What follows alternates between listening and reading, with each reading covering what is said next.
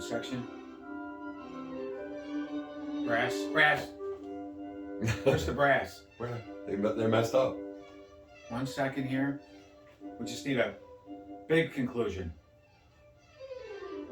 Here we go. Alexa, dear, stop. I'll tell you what, other than Dear? maybe sleeping in the doorway with Pharaohs, I don't know, would that keep you out of some of those places? From just laying around. Anyways, another show. Those of you who know what we're talking about with that, have a laugh. If not, watch next week's show. So, we got a lot to talk about. I got my Ryan Miller jersey on from last night. Great tribute to Ryan. Found myself thinking about how it would have been nice in 05 through 07 to pull that off, but we had 5 defensemen go down against Carolina Game 7, and that was the end of it. But really classy thing last night. I was there. Just well done. It was great to see Tommy Vanek there. I know you don't see much of Tommy Vanek. I don't know if there's he just stays in Minnesota or there's any kind of tension, but yeah, I thought it was really good and really enjoyed the whole night. And of course, just a great game. Not to sour anything, but you wonder if that gambling thing had something to do with why we don't see him a lot around here. Could be. Whatever. Could be. So today we're going to talk. We got a lot to talk about. The Sabres game last night. Ryan Miller. We got to talk about obviously the biggest game in 12 months for the Buffalo Bills. We got Sunday, Cincinnati at home, where all of us we've read everything, we've talked about everything. We've seen everything. Right now, it comes down to a football game. Yeah, you just got to play. 3 hours. Right? You just got to play. Yeah. We'll start with Miller for a minute. I thought the Sabres, that was well done. Yeah. Classy guy. One of my favorite all-time Sabres. I hate the owners though. Right. Kidding. It's a filthy Filthy, arena. disgusting arena. No, Ryan Miller was phenomenal. We've been fortunate here in Buffalo with hockey to have some pretty outstanding goaltenders. Oh yeah. Started off with Roger the Dodger. Mm-hmm. And then Jerry Desjardins stepped in, and I don't want to forget anybody, but Tommy Eske. Tommy Yaski, by the way, didn't they mention him? They did because he's from Buffalo. Played with him early. We had the studs there, Donnie Edwards and Bob Sauvé, that shared the Vezina back when they did it that way. 1980, yeah. Tommy Barrasso, a kid comes out of high school, and I think he won Rookie of the Year, right? Or he should have, and he stopped. He was unbelievable. Unbelievable. And I know a lot of Canadians fans say Barrasso was an asshole, but the truth was he was an asshole because he beat him. And didn't he also have a couple of beers by a pool? That's another bad story. Guy in the summer, people think that he should be stopping pucks in the middle of the summer. And then of course, coming through the 80s, Dom. Am I skipping somebody there from them to Dom? Not really. I think it more went Barrasso to Dom. Grant Fuhrer had a cup of coffee. He never really did much. He was older. It was washed up. Mind Fuhrer. And then Dominic, and then into Ryan Miller, Marty Barone, and so hopefully, what we got now. Oh, we got the guys down the road. I have a little memory to share. A personal memory is it was summer of '99. And we drafted Ryan Miller in the 5th round out of Michigan State. And my dad called me, who at the time I knew was, close to passing away of cancer. And he died 5 months later. But he called me and goes, son, I'm reading up on this guy. He goes, we just stole this Ryan Miller kid from Michigan State, 5th round. He goes, this kid's going to be good. Last night I found myself sitting there with a tear in my eye thinking, my dad called me. I didn't even know, who he was or what was going on, and he had called me to tell me how excited he was that we were getting Ryan Miller. And a couple story with Miller last night. He alluded to it slightly, but very professionally. Mm-hmm. If you remember, Lindy Ruff was brutal with him. Brutal. When he came up, also with Marty Barone. Yeah. And don't believe us; they'll tell you. They'll tell you. But just brutal with Miller, and. Miller made the thing, my coach Lindy Ruff and everything, and he said, we all survived the garbage can kicks and throwing a water bottle. Throwing the water bottles. That was true. But a funny story on the goalies from me was Don Edwards, right? Yeah. He came out probably our age, I would imagine. Yeah. back in the late 70s, right? The famous Al Smith wave and all. Yeah. But Edwards was phenomenal. A different style of goaltending, more acrobatic, more stand up and acrobatic. Yeah, there was no butterflies and stuff. Of course, we had Ted Darling doing the play-by-play and stuff. And here it comes. to this day, we do it. To this day, I'm 64 years old.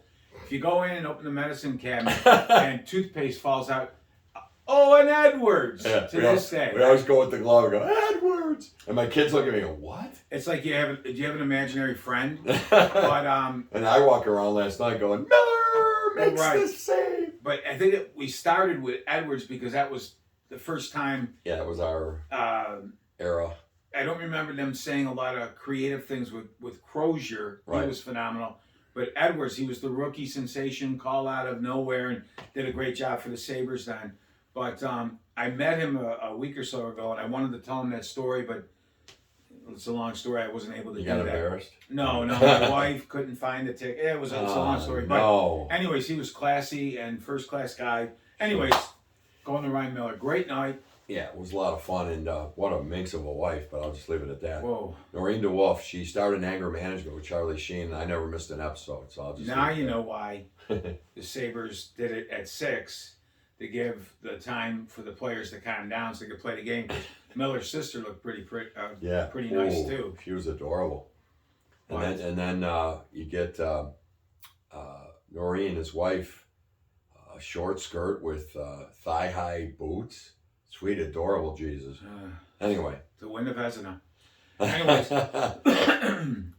great game. The Sabres came out, played super hard, start to finish. A frustrating game because their goalie was playing outstanding too. I think he's the best save percentage in the league, 934. But we just kept coming at him. And well, I found something interesting. I was telling you before, Tom, is that he's got a 934, and his record coming into last night was only 15-13-1. And what does that tell you? That's the Dominic Hasek Sabres, where he steals games and they score 1 or 2 goals. And sure enough, it happened last night. Dominic Hasek's career save percentage was 929, I think. Yeah, his career. It's unbelievable. Huh. But this guy's good, and we just kept with it. He gave up a lot of rebounds. I thought if we would have stormed the net, sometimes we would. And actually, our first goal by Tuck was that. He got to the net and he banged home a rebound. And by the way, Darlene, we know the moves and everything. He gets the puck back there, realizes that there's nobody in front yet, realizes that that's going to be just a cake save right into him. Waits, fires a nice wrist shot, not a slapper, and then bounces off, and there's Tuck after Tuck goes through. The kid's so smart. And just to think, too, that he was being destroyed under the fraud. I can't help but not mention him again. We talked this morning about 3 guys being destroyed under the fraud. Darlene, Tage Thompson, and Jeff Skinner. And my quote back then was, Jeff Skinner, I'm not sure he'll score again in this league. And I didn't mean score 1 goal. I mean, he might only get 10 a year. And I think with Thompson, maybe not destroyed, but hampered becoming what he is. Hampered. He was the 4th line. The only guys he could coach were the muckers. The Slobokas. Who's that sound like? Lindy Ruff. Lindy Ruff. And a lot of people think he was the greatest coach in Sabre history. No. Arguably, he's got the numbers. He's got the records. And he did do a great job. But Lindy had that different attitude, and he was a hothead. And he played a lot of effing mind games, and that won't work anymore today. No, those days are gone. Of course, they'll go and win the cup with New Jersey, but for the most part, you've heard us say it here before. I don't think there's a better coach out there than Don Granato for these guys. No. What does he tell them? Go out and have fun, play like your hair's on fire, and don't be afraid to make a mistake. I mean, that's Bible to these guys. And the staff that he has with him, that Wolford guy on the D-door. Man, what a breath of fresh air. Is that Will Wolford's brother? I don't know, Marty Wolford. I don't know where he came from. I'd like to know more about him, but just phenomenal. They did a thing on him, and he used to play. He played a ton in the ECHL and AHL. Never made it to the show. They did a thing on him. He was kind of a role player down there. And Matt Ellis is a coach. Matt Ellis doing an awesome job too. Which, by the way, when he played, we were like, "Oh my God, this guy's all he can do is muck. He can't score." But man, as a coach, bright kid. I don't know what some of the coaches we had during the struggle years. Some of how they coached was why the years were struggle. Yeah, and some was just didn't have the talent. and some was exactly the talent. But they fell in love with some of these guys and wrote them. Johan Larsson. Oh, and Jochen Hesch. 15. And again, not to wander off, but I used to point out every week on Tuesday mornings, the Sabres would post in the paper Sabre statistics. By the way, once a week. Yeah, right? the last stat was time on ice, right? Yeah. And Jochen Hesch, 1950 a game. Guys, he wouldn't play that in Mannheim. he didn't even make Team Germany's Olympic team. No, he was. That's why we were losing, guys. Lindy loved him. The whole love affair with Johan Larsson. Johan Larsson played hard. He was a small kid who played his butt off. But Johan Larsson, they used to have in the first row his mom, and they used to put a gun right to her head. And it still didn't work. And he couldn't score. 15 minutes a a game. She would have died 37 times. For Johan Larsson, okay? And we recently waived the other day Vinny Hinostroza, a guy we all like, 29, Yep. And everything. But the problem and the new way of looking at things, you can't keep Vinny playing and sit down these youngsters. Quinn and Paterka. And the old staff would have sat wait. them young guys down. Because there was a comment I heard the other day. They'd it was hinder their football, growth. but it was it can be used. A lot of these coaches think of it.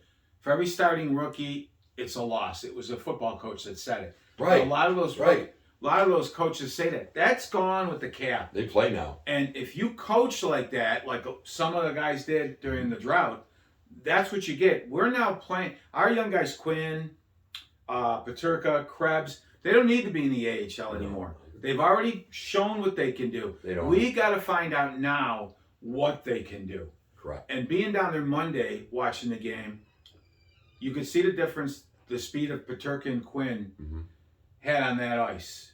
And when they came back and stuff. Paterka's a monster, and he's built. No, this is a lot of fun. And what I was trying to correlate with, God, yeah. That's why Hinostroza isn't. Yeah, we like Hinostroza. You heard me say 6 months ago, I hope they re-sign him. But he's not going to play over those guys. Well, you can't play him over those guys. He was a great bit player. What we didn't know at the time, we thought we knew, is that we really thought Quinn and Paterka would come up here because they had nothing left to prove in the AHL, but we didn't know how it would work out. Well, now it's working out. And another thing to point out, the Sabres this year have been very, knock on wood, healthy. Yeah. And I think that's a product of success, players buying in, and a whole positive attitude. And I think that keeps you... The Pagulas have state-of-the-art medical facilities for not only the Sabres teams. and the Bills. Yeah. The Bills, up until this year, were very high up in the list of man games lost. Right. And even this year, they, unfortunately, Defense Von Miller, mostly, but they haven't lost a lot of guys for the year. For the year. No, they really haven't. And the Sabres, I think these Michael guys... Hyde's the only one, I think.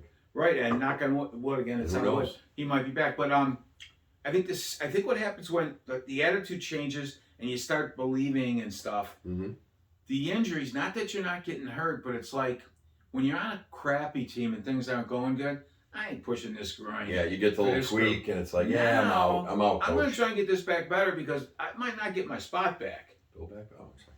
Right? Yeah. Yeah, it's good. And the Don't Sabres, get me wrong, injuries happen, right? But it just seems like I promise I won't get you wrong. you buy in and that hurt Venestroza. Well, they desperately want to get back on the ice, is what you're saying, and that's exactly what's happening. And they're not rushing through, but Hoki Yaru comment. He was walking in a walking boot, and they asked Granato, "Will he be back soon?" And he said, "It all comes down to him putting up with some difficulties, pain tolerance." Yeah. What does that tell you? Yeah, and he's playing. Yeah, the thing that's been nice about the Sabres, we had one stinker a couple weeks ago against Philly. Just a complete drop of the puck to the end stinker, and it happens. It happens all day, right? All across the NHL. But the other games that we've been losing, because I think we've lost 5 of the last 7. We're playing hockey. We're out shooting them, high scoring chances, and we're either getting stoned or we're hitting posts. We had 5 posts against Chicago and lost in overtime. And we're starting to get the goaltending when we're hitting the post and stuff that keeps us in the game until we can do something. It's not perfect yet. Last night was a perfect example. But right. It's not perfect yet, but it's coming, and you can see this kid. Well, what's nice is, and UPL. I'm going to, yeah, right. I'm going to say it. I say it ad nauseum, and I apologize, but .890 goal save percentages for a goalie is fine when you're putting up 5 a night. When you're putting up 3, it's not. You're going to lose. In fact, the stat the other day was if the Sabres don't score 4, they lose. And it's been like 20 games. That's the truth. Right. And that's bad. So we scored 3 last night and won. And what do you know? UPL had like a .920 save percentage. Now, some of that the Sabres style gives up a lot more scoring scoring chances. I know. But like last night's 2 were tap-ins. Right. He had no chance. If you're going to play goalie for the Sabres, we just need you to stop. You got to, any goalie in any system's got to win a few for you. Yeah. I don't think UPL's there yet, but he's come real close if he hasn't already a couple of times this year. I don't want to forget Craig Anderson, but for his age and how he's played, He's done well. Very well. Kudos. I mean, he's climbing the list of American-born goaltenders and wins, right? Yeah. And he's going to play his 700th game next game, right? Next game or in the game after. Do I have that right? I think it was $6.99 the other day. I think games played, not wins. Not and wins, he'll never catch Millsy. But he's fourth, and 3 of the 4 or 3 of the 5 played here, and two of them, Barrasso and Ryan Miller, played a pretty decent amount of time here, right? I think Barrasso had 4 or 5 years here, yes, right? He did, yeah. For that horrific trade, but that's another day's story. Another day's story. UPL is starting to make huge strides, and you can tell also about the confidence from the coaching staff because even though they had to make paper transactions and, of course, waiving Hinostroza, they are playing the kid. Right. Now, they won't go back to back, but they're playing him. Don't be surprised if he doesn't find his way back to Rochester at some point to get that team, in the playoffs if we're not or whatever. If they need him, yeah. And don't be disappointed. That's not going to be a bad thing either, right? But I can tell he has changed a lot of minds up here. He has. And by the way, in the Chicago game, that tying goal, that's goaltender interference. Oh, sorry. He went like this. He went to move his glove. The guy's elbow was in his glove and he couldn't move it. And the announcers are going, well, the left skate, let's watch the left skate. It wasn't the left skate. He had his glove. No, it's terrible. But anyways, if they're, like we've said, show upon show upon show, they're fun to watch. Guys, the development of Owen Power, forget stats. Oh, don't worry about goals. That'll come. I just saw something today. What did I tell you about the kid from Tampa? Yes, Victor Hedman. And they showed analytics this year of Hedman and this year of Power, and Power is better. Now, listen, we understand he's not Hedman yet. What we're trying to say is the incredibly steep trajectory of this kid. And I tell everybody, you're going to see him start scoring some goals. And then maybe next year and the year after, or he'll end up scoring 10 to 15 a year. This kid, but right now, just a lockdown defensive player who can also get the puck out of his zone. And watch for Kevin Adams in the upcoming weeks. Not necessarily trade deadline, but coming up. Watch for a hockey trade where we get that partner for Power. That'd be nice. But don't go out and find another Labushkin. Let's go all out. Let's go balls to the wall and get somebody. Labushkin was brought in for veteran leadership, and he started off that way, a little bit of a physical thing back there. Yeah. It's kind of gone the other way, whatever. Yeah. But I like Samuelson with Darlene. They seem to get it. And Power doesn't seem to have that partner yet. And Henry Hokiaru, I think, would be more perfect third liner. Not a knock on anybody. No, but he's more of a third liner. Fill in the blank. Bryson, Clegg, Ryan Johnson. Now, Ryan Johnson, I'm jumping to him for a minute. He could be that Power partner. He could. He's played for 3 years there. We have, so here's what everybody's coming up with now. It looks like Portillo's going to pass on the Sabres. He's going to go free agent. It's not positive, but it looks like 90%. That's the rumblings we've picked up from our sources, not only in the minor leagues, but we have sources everywhere, Tom. Oh, yeah, we do. But the bottom line is Portillo, I think, has a fear, not a fear. He's seeing reality, and the reality is right now the future of the Sabres is UPL. So maybe he doesn't want to play that game. Well, guess what? I'm going to give a tip. Peterson went out to L.A., had a great first half a year. He was waived. He sucks. Our guy that has given us a lot of great information at the draft. Yeah. The shoe shiner at the airport. I was over there the other day, and he was polishing up my Crocs. And I said, I looked around. You got to be careful with this stuff, looking around. I said, Portillo. And he's gone, I don't know nothing. What you're talking about? I said, oh, this game again. Ah. Get out a couple of. And then we and he said, goes, nah, afraid of the comp. then Look we for heard some kind of deal. Ryan Johnson, and the same Shiner said, yeah. By the way, you owe me a fin for that. It cost me $10 for that. $10. Well, 10 extra on top of the shine. Yeah.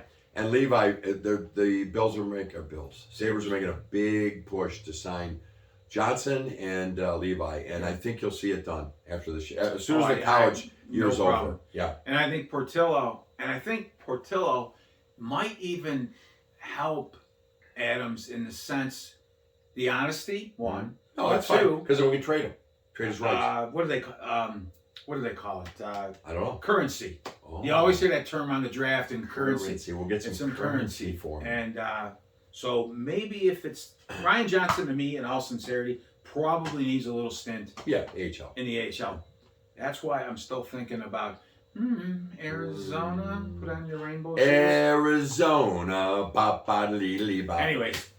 Anyways. So enough about Sabres. Enough about the Sabres. They play tomorrow at 1, I think. Anaheim, is it? Yeah, it's 1 or 1:30, one of those. And then the Chiefs are right after 3, so it's 12:30. All right. So it goes to 3, and then the Chiefs come on, and love to see something happen there, but I just don't know. Right now we go to the biggest game since the last biggest game. Here we go. And the Bills and Bengals. And the Bengals. Tom, go ahead. Give us your view. Last week when we were in the game and it was up and down and we were down a little bit, I just didn't have the feeling that it's ending like this. Yeah. Did you hear Romo, by the way? He kept saying, it can't end like this for the Bills, can it? Right. Yeah. And I don't think it does. I think this team is on a mission. From God. I still believe in that. And factually, their line's beaten up. Now we're going to play another team with a weekend O-line. Mm-hmm. We have drawn, I think, by my memory, very few 2 holdings in the last 4 games. We haven't given up many holdings ourselves. Offensive line play, now I'm talking. Right. Now, I don't know if there's been a mandate. We talked about this in the production meeting, which we never have. Is it a mandate throughout the league to lessen it? It could very well look be. for Rousseau, Epinesa, Shaq Lawson, and the gang, Eddie Oliver, to have a day and keep. Burrow's not a big runner. And he likes to get rid of it quick. Picks, so he throws picks. He likes to throw quickly. So as you're going in, get those arms up. A couple things that I'm a little nervous about, and it's not for sure now, but we got 2 questionable defensive tackles that are huge to this team. We got Phillips playing on one arm. He's questionable again. And another one added, Daquan Jones. And I love that kid. So those are 2 big misses if we can't have them. I'm not saying we can't fill in. Just saying, those are some studs. I think one of them will play. I hope so. I'm pretty positive on that, but I hope so. What do I know? The key again comes down to 1-7. Yeah. That's the key in offense in football today. It's the key here, 1-7. And Josh is on a mission. And he really looks like he is. That kid is so focused. Now I know they're focused. I get all that. So Vegas comes out. We win last week. We find out that Cincinnati wins. And it's coming here. And I'm talking to friends and texting. And I'm saying, I'm looking at like a 1.5, 2-point spread. That starts at 5. And that kind of threw me back. And I said, wow. What's they believe in Kansas us. City with the spread with Jags? 8.5. 8.5. And I like that. I like the Jags to keep it close. But anyway, I saw that, and first of all, it's just a Vegas thing and all that. But what's funny about it is it's going up. It's 5.5 now. That means people are betting on the Bills, and now they got to give up more points, and that's really interesting. I mean, that says a lot to me about this team, and I think people are saying there's the whole recency factor, and they didn't have a great game either against Baltimore, but the recency factor, wow, they almost lost to a third-string quarterback, yada, yada, yada. As I said last week to some friends, every game is different. Josh Allen is a complete stud, and they are scared to death of him running too, and they know it. And by the way, with the almost, right? Baltimore's got a hell of a defense, as does Miami, as do the Patriots. But you're right, those are 3 good teams. Almost every week, Kansas City squeaks out a win against whoever they played, But they're incredible. but you can't stop them. This is a very close league, Yep. and it comes down to the turnovers. It really does. That game was close for us because of the doggone turnovers. Well, and the fact is, we fumbled 4 times. We only lost 1, and it was a touchdown, Or unfortunately. like Larry, the cable man says, "Daggone it." Yeah, and true. We gave up 18 points in turnovers in that game. Yeah. Right. The touchdown itself, a pick on the 18, and I don't remember the other pick. Yeah. No, So it's punt 6 and 10. We gave up 13 points on the 3 turnovers out of 31. So that's big. And then from there, though, the 50-yard punt return, that don't happen against the Bills special teams. No. A kickoff out of bounds to give it to him in the 40. I don't know what happened. Yeah, I don't know. Miss hit, whatever happened with there. T-Bass there, but that was awful. That thing went out of bounds at like the 15. Right. Anyway, I think sometimes they get a little. They love their special corner teams, kick, yeah. and they want to pin them deep, Yeah. right, and all that stuff. But sometimes save wear and tear on your team. Get that thing out of Just the kick end it out of the zone. end But zone. people that know a lot more about football will argue, no, you want to pin them. That's why you got these special teams guys. True. Hey, whatever. And there aren't a lot of kickoff returns taken for long yardage or touchdowns. And we get 2 weeks ago, but Martin's come in and done a pretty doggone job punting the ball. yeah. And that's, so I guess the thought there is, although the one punt return, did they have a long punt return again? I think they 50 did. Right? yards, yeah. But you can't, the first couple guys missed, and you can't have that happen. Taiwan Jones, you know what I think. Yeah, well, they love him, but They love him. whatever. So I think one of the keys for me is, and I said it all last game as I was working the game, we have a great deep passing game, and we all know it, okay? But deep passes are a very low percentage play. They're a very low percentage, even with Josh Allen. Get back to playing, pick your spots for those bombs, pick your spots, get your single coverage, don't throw in a double coverage. How about some yak? We haven't, our yards after catch, except for the Beasley play, has been really poor. And if you said it to me today, and we were talking about Mahomes, he's got, you can't even believe, of his passing yards, which are over 5,000, like 1,300 of them are yards after catch. Remember though too, and it was explained to me by some knowledgeable people. They were playing at cover 0, and they were all out blitzing us. They were throwing everything, and you're going to see that from the Bengals. And we were throwing it up to say it's a prayer. Because really, and we kicked their ass on it in the beginning. Well, you get one drop and you got another 60 yards. Right, and a touchdown to Knox, which he swears. He caught that ball. He swears he caught it, and he's sick of the rules. I am too, and I think, guys, the refs referee to keep these things close. Color me, laugh, conspiracy theorist, whatever. You watch some of these calls. What are they looking at?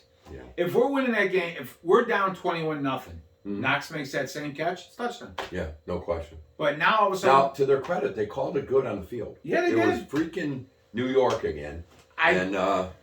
The ball on the ground, and I think his wrist and arm were under it. I'm sick of that. The key to this, and here's what I'd like to see done: the intentions of each player need to be known by us, the fans, before the game. Gotta know the intentions. What was his intentions there? Yeah, exactly. Like, going back to that playoff game we talked about last week. I mean, would the intention be let it fall in the end zone and let us fall in it? We spoke or about was this. The intention? We spoke about this last week. The trench coat. The trench coat. Mental police, who came out in the Houston game a couple years ago and said, no. He was just trying to down it. He was gonna down it. Okay, I don't adhere to the rules. Is that Houston or Houston? Houston. Okay. In this case. No Houston. H?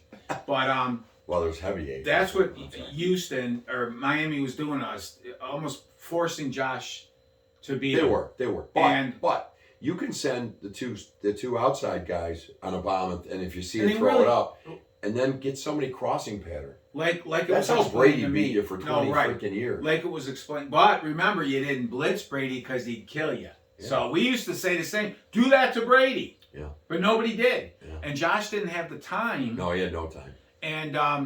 And we couldn't get the dumps to the backs because they were staying in the block. They were staying in the block. And then there was a few times when they were there. But Biscaglia, excuse me for the interruption, he had a nice analysis. He looks at all the films. He said of the 7 sacks, only 3 were on their linemen. He said 7 were on Josh. Josh bailed out early. Right. Or he tried to take off to the side. And by bailing out, they showed some great shots in his analysis. They were showing it from the end zone. And it looked like to Josh, like there was this gaping hole to take off in man coverage and run for his usual 20, 30 yards. He'd get up into that, and they just collapsed. They also use a different player to keep an eye on him and stuff. They have, but a lot of times. But everybody does that. But everybody does that. A couple of times, it wasn't the spy that got him. Believe it or not, it was Wilkins shoving the guy off him and collapsing. And the guy's a stud. He's a jerk, but he's a stud. And Wilkins, and that it comes down to not what Josh was seeing, not Josh, and audibleizing to. Like on the James Cook touchdown, they were saying, James, great run. What'd you see? He goes, it's not what I saw, it's what Josh saw. Yeah. So he audibilizes out of some of that. I think he was trying to beat him with his arm. Yeah. And I think he's trying to not run as much. You're right. And I think that game when Diggs was, remember, agitated with... on The Jets game, maybe, was it or something? Jets, yeah. And I think it was, if I had to guess, let the kid be the kid. Or get the kid to be the kid. Just be Josh. Yes, right? Exactly. And Josh, listen, we've come this far with this kid. No, we haven't made the Super Bowl, but we got a stud here. And he's going to make mistakes. They all do. Nappy Head does too, with the kazoo helmet. But they never, you don't hear about those. He's got the same number of picks or more, I think, than Josh, but we don't hear about And Josh, that was his second and third playoff interceptions. And really, John Brown stopped running. Yep. And the other one hit in the chest. The other one was a great. It was a good play. Kudos to the guy. The guy stuck his hand in. But here's what people were complaining about with Beasley there, that he should have cut back toward the ball. Right. And more hands instead of letting it by. Right. But listen, it was a super cold day, and Josh throws a cannon. He throws a cannon. Whatever, right? No, you're absolutely right. And so I think with the 3 touchdowns last week, he has 17 in the playoffs with 3 picks. Right. Good Lord. So it's not all recency. I don't think it's time to end, but I, friends, believe. By Livy? Believe. And I use 61 because that's something our family uses for our son. And that's a long story, and we've probably all heard it many times before, but Aaron, our son, was a little miracle, so we used 61 as his number, and the believe with it. Yeah, this is going to be fun, guys. Strap them up. A lot of our kids wore that on their jerseys in honor of Aaron. Your sons did. Yep. My kids all did. And so it's Believe 61, baby. Yep. And I believe. I don't think it ends Sunday. I don't either. I think this team... Our kids already have tickets for Atlanta. Let's hope they go. And real quick on that, if you didn't get tickets through the Bills, don't go to the greed. Don't pay into these greedy guys. Let them eat the stuff they overbought to make a killing on the private market. Jerks. And we should not have allowed 6 tickets per person because they were gone in an hour. And, and luckily my kids got them. Your sons got them, but through their uncle. Yeah, who's got a higher on the seniority list and stuff. Me, personally, I'm here in beautiful River if we I'm here. I'm not going anywhere. Don't if you're out there, I gotta go. You know what? Don't give in to greed. Don't give in to the greed. You want to pay somebody the money and a little extra for whatever it might be, a credit card fee or something, fine. But this is outright greed. Yeah, I hate greed. Can't stomach anything. By the way, they talk about greed. Ticketmaster, 30% vig. My God, they're like a bookie. A $300 ticket costs you $390. That's insane. They should be looked into. One other side note, and we're not talking about it much, but the 61 also holds another dear thing here. It's been 61 hours since the Speedway on Harlem and Genesee's been robbed. Wow. I don't know why that store even stays open, but it's a revolving door. So they probably took the old revolving doors from Kleinhans and they put them in, install them, they come right out. And but that store is robbed almost constantly. Yeah, we're gonna. Tom and I will be coming very shortly. By the way, that constantly reminds me of our bowling team's name. Remember, we were off constantly. Yeah, we did that for a reason. And when the priest, the other team asked the priest, "Hey, who'd you guys beat?" We beat off constantly. By the way, I believe that was at a Catholic church bowling alley, and I do believe I was not on that team. So whoa. Yeah. So it's time. It's time you talk to your maker. But and again, if we forgot, Stelena, Tony's girlfriend, thoughts and prayers for your family, and so sorry for your loss. Yeah, and listen to all of our viewers. Let's all band together in good thoughts, and let's win this game. And you know what? Again, thoughts and prayers, guys. I know there's somebody in Cincinnati praying and all that. God bless them too. Yeah. Say a prayer that your team can clear their heads and give forth the best effort they can possibly give. Right? Yeah, absolutely. There's no harm in doing that. And also say prayers for all the sick people and stuff in the world. I'm going to say it again, and you guys can laugh all you want. Families that pray together stay together. Oh, sorry. You said I could laugh. Oh, sorry. No, but what is he, a holy roller? No, but you know what? We need a little more positive and less evil. Evil. We had last night. It was cute too because Ryan they brought some Carly's kids and stuff in from his charities at Roswell, and I'll never forget it. It was late 2010, and our buddy Pete was in Roswell. They gave an experimental drug for MS, and the poor guy got leukemia. So we went into Roswell, and I used to go almost every night because I would go right down from the HSBC Tower and right down Michigan and get there. And I came in one day, and there was a picture hanging there that Ryan Miller came in and visited with Pete for quite a while. Signed some things, spent some time with him talking hockey, because anybody who knows our buddy Pete, huge hockey fan. And so that when I saw Ryan and I saw the Roswell thing, it made me think of our buddy Pete. You know, that's a great point. A lot of our athletes over the years have been phenomenal for that. We all know what Jim Kelly's done and stuff. Mm-hmm. Rob Johnson, who was maligned here for so long, was so dedicated to Children's Hospital and the kids. And he'd have a horrible day, and sure enough, he'd show up. And bright, put a smile on somebody's face. And Ken Hall did a lot. You gotta hand it to these guys, because people will say, "Well, they got to give back." No, they don't have to. Number one, they should maybe, but they don't have to. Number one. Number two, you can tell these guys they're not doing it for photo ops. Most of these guys come behind the scenes. They don't want photo ops. They don't want anybody to know. Ken Hall didn't want anybody to know. Dominic Hasek was the rare athlete that literally gave $1 million, not in a grant. Right.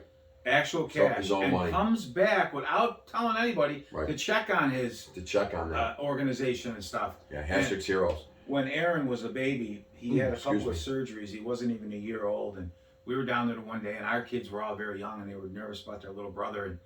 And out of the blue one day, Rob Ray walked in, and what's going on? And we're shooting the shit with him and stuff, and he had this pad.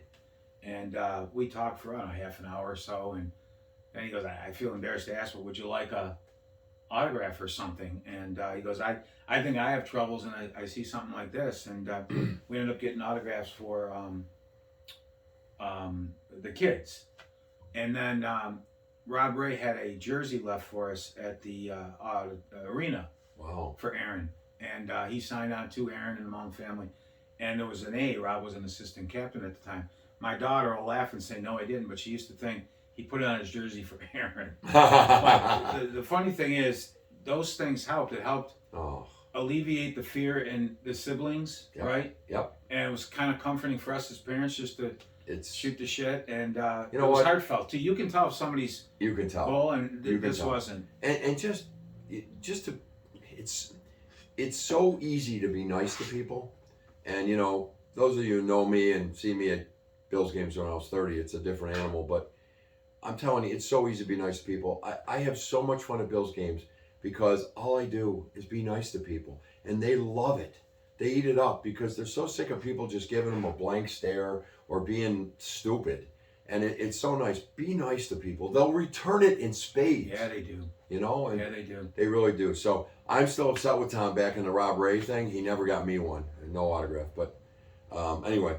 No, it's great for Air Bear and the kids. All right, guys. All right, really. Let's all good vibes. And remember this. Bills. At no time, I made this clear in a video I put out after the game Sunday. At no time ever was the goal just to go. Well put, well spoken. A lot of people get confused with that. I don't. The goal was never, ever just to go. You got to win a Super Bowl. I want to parade here so freaking bad I can taste it. All right, guys, have a great weekend. Go Bills, go Sabres. Bills, Bandits kicking ass too. The Yotes, they call them. No, I'm kidding. And anyway, obviously the Bills are a little more important than the Sabres this weekend, but we love the Sabres. We love where they're going, and no politics today. This is a sports show today, and I leave your comments on the bottom. To quote, if you don't like it, Kenny Johnson.